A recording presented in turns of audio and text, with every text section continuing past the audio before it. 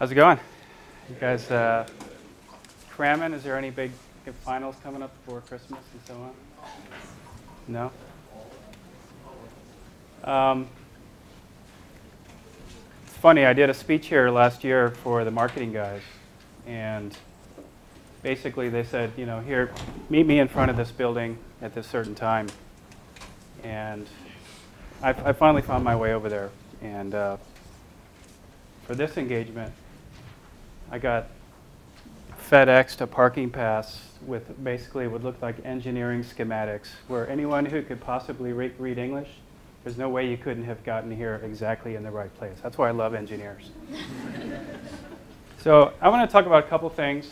A little bit about the Siri story, and then a little bit about what I see in the future. A lot of these topics, I mean, I don't generally speak to rooms full of engineers. I'm like teaching people about what's possible and what's coming and so on.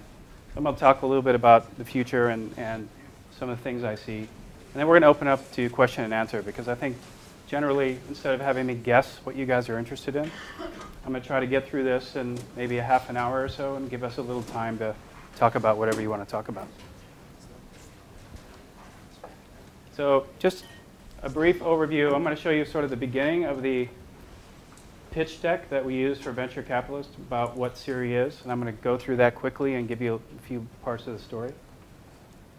So we were spun out of Stanford Research Institute back in 2007. So I was working at Motorola at the time, running a product group, and I was working on an advanced product with SRI. And ultimately, I was working on the first smartphone with Android, with Andy Rubin at Google. And the head of Motorola at that point, 1 year into our project, said, nah, we don't really want to be dependent on Google for our software. So I said, okay. So they canceled that project, believe it or not. We would have been the first Android smartphone. How ironic is it that that guy got fired and Google ended up buying Motorola? So I thought that was... At that point, I had dinner with these guys, and they basically recruited me to come out west and to become an entrepreneur in residence, where basically they hired me for a 6-month period to go out there and look at all the technologies that they had, conceptualized ideas, and of course, a lot of the researchers there, what they're doing in that lab is incredible, but that doesn't mean they necessarily know what to do with it. So they bring in entrepreneurs to help brainstorm. And some of the people will spin out ventures from within SRI, and some will work with entrepreneurs to kind of bake ideas and kind of take some of the key technologies and spin them out. Is the mic working? What's that? Can you hear me okay? Can you speak very hard? Okay, sorry. You want to turn that on? I thought the room was small enough that I could speak, but this is for the video. I'll try to speak up in the meantime. So I was frustrated. I got out of here. I moved out west. I sold my house, went out there, and started looking at what they had. And there was a huge amount of things going on. I ended up meeting a guy named Adam Chire, which is this guy, who was the chief architect of a project called Kalo, which was the largest artificial intelligence project in history, funded by the US Defense Department, or DARPA. That was about a $200 million 5-year project, and Adam was the key guy there, and I ended up, we actually brought Tom Gruber, who's also a well-known guy in semantic web and artificial intelligence. He actually was the one who founded the definition of an ontology, and he came over to sort of fire holes in what we were doing. So of course everybody, you know, Hollywood's been talking about talking to machines from the beginning of time here with HAL and everything else. So we had really come pretty far along with a prototype, and he came over to kind of look at it and shoot holes in it. And by the time we were done with our prototype, he was getting quieter and quieter and quieter, because all the questions that he had and how it worked were getting answered in a way that, and on the way walking out to the parking lot from there, he said, so you guys need a co-founder, another co-founder? So I think that was a good sign. Any luck on the microphone? Can you guys hear me better? Yeah, much better. Okay, great.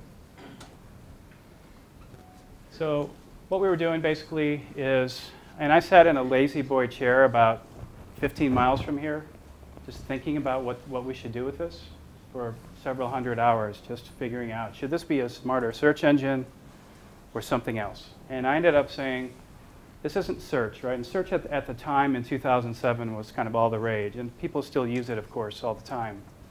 But this is the thing that comes after search, because it is a different technology. It isn't meant to find links to web pages that have the words in that you type.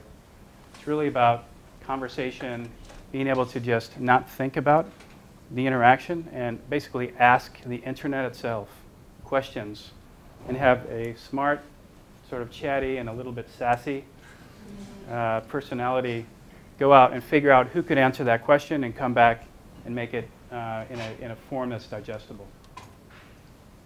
So if you look back in history, you had browsing and Yahoo back in the days, in the early days of the internet, which was directories and bookmarks. Search came along, keywords and links. And we were about conversation and tasks. And that's an important part because search engines don't actually do anything for you. They just help you find things.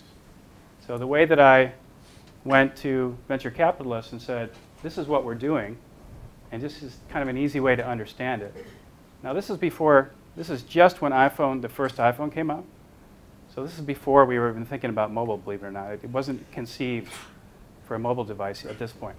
That came a little bit later. But the easy way to say, what did this thing do, and what's the concept about, is to say, do something for me like this. Right? Find me a table and with any kind of attributes, with serve certain kinds of foods. Search had nothing like that. Send me this book. Great, you're done.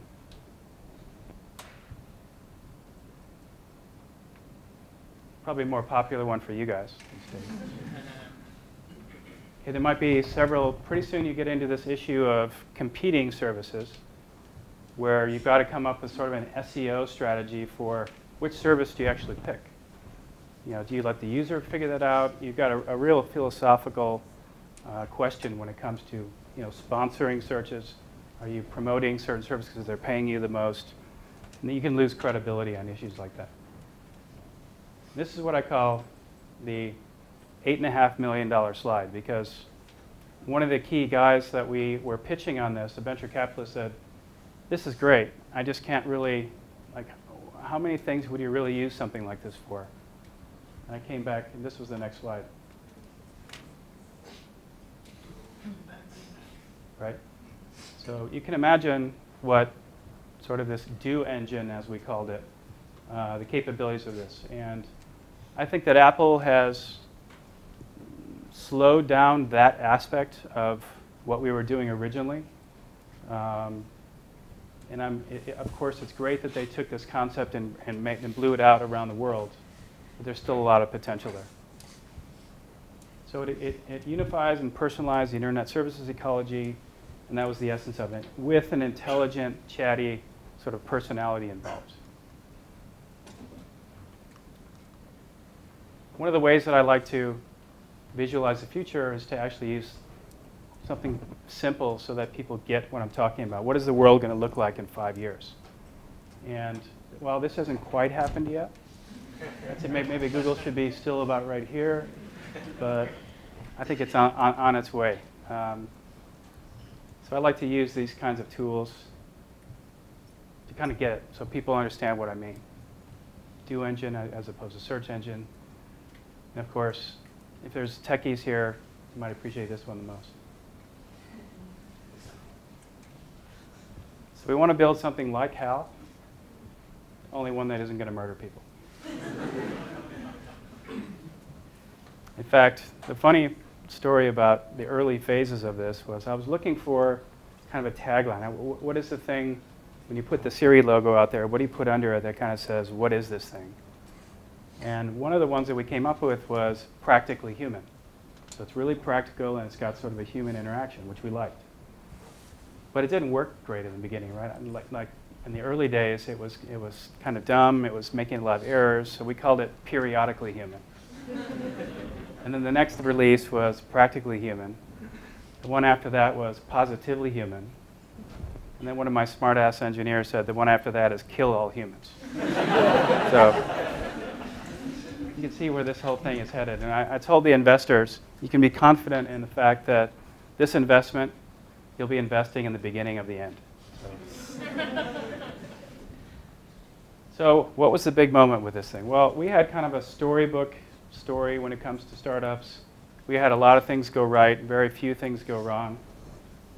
We had I got a call up one day from a PR guy that I was working with saying, fly out to Washington, D.C. tomorrow because you're meeting with this guy, Walt Mossberg. And I said, who? I didn't know who that was. Do you guys know who Walt Mossberg is? The Wall Street Journal, probably the most influential tech reviewer in the world. And ended up having like a 30-minute window to pitch him for being one of the companies that gets a live demo at his D conferences, which is kind of a big deal. So that was going to be our unveiling. And we ended up taking a half-an-hour thing and turning it into a 3-hour discussion because he was telling me all the stories. He was impressed with the demo. But Windows Vista was supposed to be all about talking to your computer. They just couldn't get it to work. So they had to completely change, and that's why it was a fiasco in the end. And I think the guy who took over after that just got fired yesterday. So. But we had kind of a nice start on that. And then, of course, 3 weeks after we launched, I got a call from Steve Jobs, which was a bit of a surprise. Apple called me and said, yeah, that Scott Forstall wanted to talk. And I said, sure. Picked up the phone, and it was Steve. I'm trying to hold on to the phone at that point. Actually, I don't get really nervous about stuff like that. I ended up going over to his house the next day, and he ended up calling me about 30 times in the next 2 weeks trying to buy the company, which we ended up selling later after a long negotiation. So that turned into this, which was obviously big time. You know, seeing your baby get to this point is something I hope at least some of you get to experience at some point in your life, because it's really the most meaningful aspect of it. Of course, Scott Forstall just got fired too, so I don't know what that bodes for.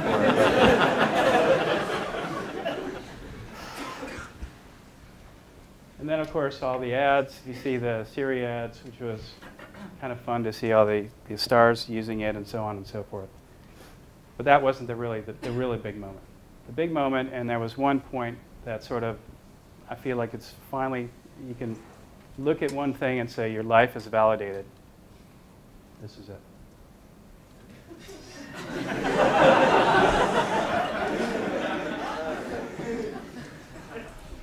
Once Snoop Dogg tweets about you, you can rest easy from that point on. And I wanted to show you one other one, the last one I'll show you on this. Pretty funny tweet. My wife just walked in and said, who are you talking to? I said, Siri. My iPhone. Oh, forget it. This was like before Siri was Apple. This was like, you know, right at the beginning when nobody knew what it was. So we thought that was pretty funny. So briefly, I just mentioned that it was based on a government-funded project, taxpayer-funded. So I want to thank you all for helping contribute to that. The other thing was that basically, and I have a slide in this that I'm going to talk about, but there's one of the big things you have to think about in any large engineering project that ends up in a working commercialized product is the timing has to be right. And generally, there's a confluence of events that come together that essentially make what it is you're trying to do possible. So people talk, you know, the famous quote of somebody asked Wayne Gretzky, how is it that you always seem to be at the right place at the right time? And he said, I don't skate to where the puck is. I skate to where the puck's going to be. And I use that a lot because it's really true when you're talking about large engineering projects that are ambitious. You have to think about where it's going to be in 3 to 5 years, or whatever the time scale is that you anticipate being ready. Because it doesn't matter what the world's doing today. It matters what happens when it's done. So that was a big part of the way that we looked at this. It's really hard to do. By the time we had been in this, so of course there was this big research project. We took the learnings from that. We completely rebuilt it. I had an unbelievable team of engineers that to this day I think is the best team I've ever seen, including living in Silicon Valley for 4 years and working with Google and everybody else. We put together a system with very few people. When we got acquired, we were only 24 people. But in about a little over 2 years, we created a system that we were so confident in at the end that we would openly show it to Microsoft and Google and anybody else because we were looking at forming some partnerships with them. But very hard stuff to do, and we were confident that it would take anyone else years to do it. And that, I think, was validated since even today, and that was, we're going close to 3 years since we launched the original project, and I don't think there's anything close to Siri in the market yet, including this new Google thing, which is really fast, but doesn't understand English very well yet. So I think there's a lot of startups that are going after this, but ultimately, it takes a while to put all these pieces together.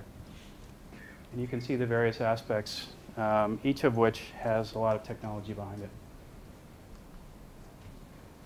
I don't think I'm going to get too much into this, but deriving intent, large model SLM at the time was just starting to get to a threshold that was pretty interesting. I still have the videos from the first time we ever used Siri speaking using voice recognition in a phone. It was in a board meeting that we had. And it was clear that the minute we did that, everybody felt like they were, okay, this is the one thing that made this whole idea into something really, really magical. If you can just press a button and ask your phone to do stuff, and it's fast enough, and the speech recognition was good, and the intent recognition was good enough. And by good enough, I mean low to mid 90% for each domain. So if you say movies, if you claim to be good at movies, you can just ask people to ask questions about movies. Now, you don't tell them what kind of questions or how to ask those questions, but the technology needs to be good enough to take out generally what anyone might ask about movies and get it right 90 to 95% of the time. That's the magic line where it goes from kind of cool or experimental into really cool and seems like it works most of the time. So kind of getting to the end of the Siri stuff, it was about doing things as much as anything else. I had long arguments with Steve Jobs about what it should do in the first version of the Apple release. He wanted to do a lot of Apple stuff and sort of everyday things like text messaging and weather and stocks and a lot of the stuff that they controlled. And that was one of the, that's obviously his decision ruled for some reason, but that's where we ended up. And I'm very confident that they'll continue down this road of integrating more services and having it do more things for you. So what is next? So this is a room of engineers, right? So how many people have you got know this law of accelerating returns idea? No? This is basically the foundation of things like Moore's Law, which essentially says that every year information technology doubles in power. And that isn't just specific to processors. It's specific to almost every information technology. And generally speaking, there's a huge amount of evidence that said this is true. And if you think this is true and if you believe it, now you can argue about exactly what the timing of what this means is. You can't argue with the fact that it's happening. And things are definitely accelerating. In fact, there's about roughly 5,000 times the computation power in this than they used in the entire Apollo program to take us to the moon. Okay, I mean, anyone who's been involved with this stuff, I mean, Google is incorporated about 14 years ago. It's probably 12 years ago that people really started using it. I mean, do you guys remember going to the library and using the Dewey Decimal System? When's the last time you did that, right? It's not nearly as frequent as it used to be.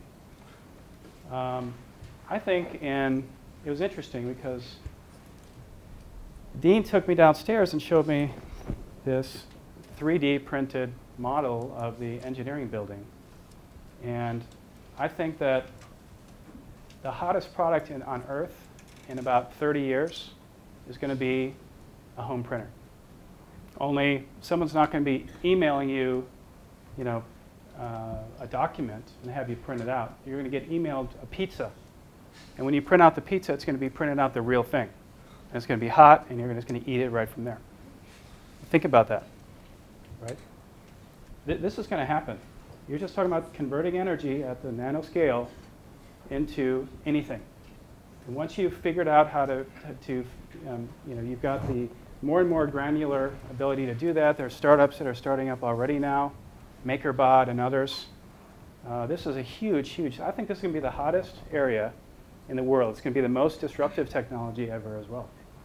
Just think about it. The minute you are able to create in a printer something in your house, and of course, the early ones are going to be really big and really expensive, and like everything else, they're going to get invested in. We don't know exactly how long it's going to take to get it affordable in your house. But when you can print out, a new pair of shoes or a cheeseburger or anything that you want, you don't need supply chains anymore. You don't need transportation. You don't even need agriculture. I mean, we're talking about completely changing the way a lot of the world works.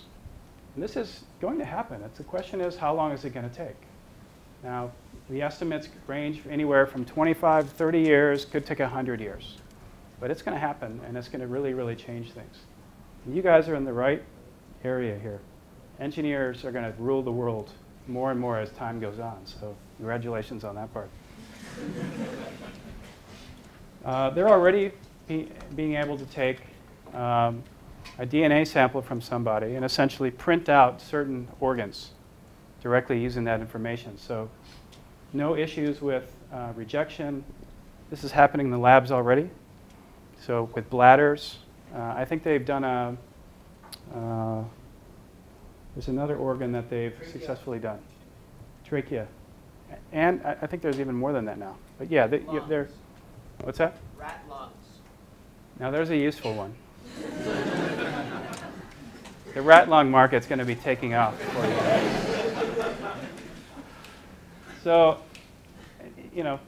space elevator. I mean, you guys heard of space elevators? I mean, unbelievable stuff that's coming in, and it's coming, right? Just need the materials to be there to actually do it, and hopefully you guys are going to be a part of making that stuff happen. Life expectancy. It's funny. I give speeches about the future, and I ask people, do you think you're going to be still alive to see a lot of the stuff that I'm talking about?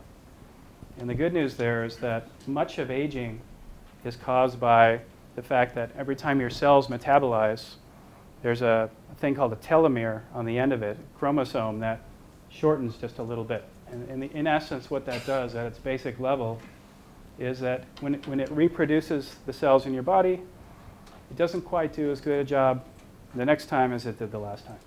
And that's essentially what aging is. And they're now figuring out how to turn that off.